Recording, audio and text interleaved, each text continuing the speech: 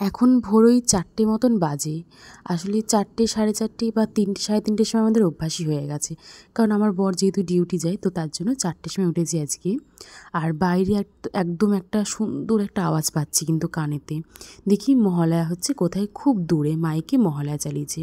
মানে এরকম ঠান্ডা আবহাওয়ার মাঝখানে এরকম একটা মহালয়ার আওয়াজ ভারী ভালো লাগছে কিন্তু শুনতে। সকালবেলা চোখটা খুলেই যেরকম শব্দটা শুনতে পাবো, এটা কিন্তু ভীষণ ভাগ্যের ব্যাপার আমার কাছে। যাই হোক, ভোরবেলা উঠেছিলাম অনেক সকালে, তারপর আবার একটু পরে উঠলাম। উঠে সকালবেলার দিকে উঠেছিলাম, উঠে আর সেটা শুনতে পাইনি আওয়াজটা। নমস্কার, কেমন আছেন সবাই?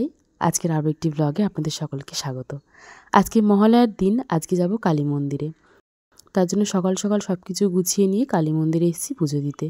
আজকে অমাবস্যা যেহেতু পড়েছে আগের দিন রাত্রে, তো আজকে মহালয়া মাথায় নাকি কালী পুজো দিতে যাওয়া খুব ভালো একটা ব্যাপার। তো তার জন্য আমাদের মাধবপুর কালী মন্দিরে এসেছিলাম। এই মন্দিরের গাছগুলোতে এত ফুল ফুটেছে না, চারিদিকে ভীষণ সুন্দর লাগছে দেখতে আজকে। মানে প্রতিটা গাছে সাদা ফুল ফুটেছে, হলুদ ফুল ফুটেছে, রং বেরঙের চারিদিকে ফুল ফুটে রয়েছে মন্দিরের গাছগুলোতে।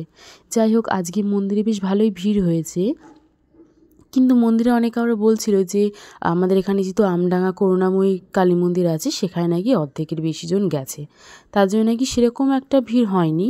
কিন্তু আমি তো জানি না ঠিক কেমন ভিড় হয়। এই বছর আমার প্রথম শ্বশুরবাড়িতে মহালয়ার দিনটা, তো আমি যেটুকুই দেখে বুঝলাম যে না, ভালোই ভিড় হয়েছিল। দেখুন, পুজো প্রায় শেষের দিকেই হয়ে গেছে, সবাই বাটা নিচ্ছে ওদিকে। অনেক দেরি হয়েছে পুজো হতে, আজকে প্রায় 3 ঘন্টা থেকে 3.5 ঘন্টা পুজোতেই লেগে গেছে সময়। তো যাই হোক, এদিকে সবাই বাটা নিচ্ছিল, আমি এদিকে দাঁড়িয়েছিলাম। মা ওদিকে গেছিলো ফলের বাটা আনতে ঠাকুরের মন্দিরের ওখান থেকে। আমি মন্দিরের বারান্দায় দাঁড়িয়েছিলাম। আজকে আবার দেখলাম একজন আমাদের কালী মন্দিরে বাইক পুজো দিতে নিয়ে এসছে। তো যিনি কালী মন্দিরে পুজো দিয়েছে, যেই ঠাকুর মশাই, উনি দেখি বাইকটাকে পুজো দিচ্ছে।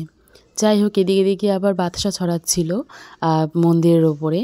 তো বেশ ভালোই মজা আসলো। আমি বাতাসা কোরাইনি, মা কুড়িয়েছে। কারণ আমি এদিকে সব কিছু বাটা নিয়ে দাঁড়িয়েছিলাম বলে, এই জন্য আমি নিচু হইনি আর কোরাইনি বাতাসা। তো মা বাতাসা কুড়িয়েছে 2-4টে, এদিকে সবাই বাতাসা কোরাচ্ছিল, বেশ ভালো মজা আসছিলো। আমিও কোরাই, যেখানে যাই সেখানে বাতাসা পেলে আমিও বাতাসা কোরাই। এই জিনিসটা আমার মধ্যে খুব ভালো লাগে। আমাদের এখানে বাতাসা লজেন্স সব কিছুই দেয়। ওই যে কালী মন্দিরের মা কালীর রূপটা আজকে বেশ ভালো লাগছিলো দেখতে।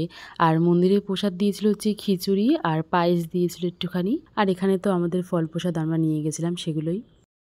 আজ তবে আসি, দেখা হবে আবার একটি পরের ভিডিওতেই। সকলে সাবধানে থাকবেন, ভালো থাকবেন।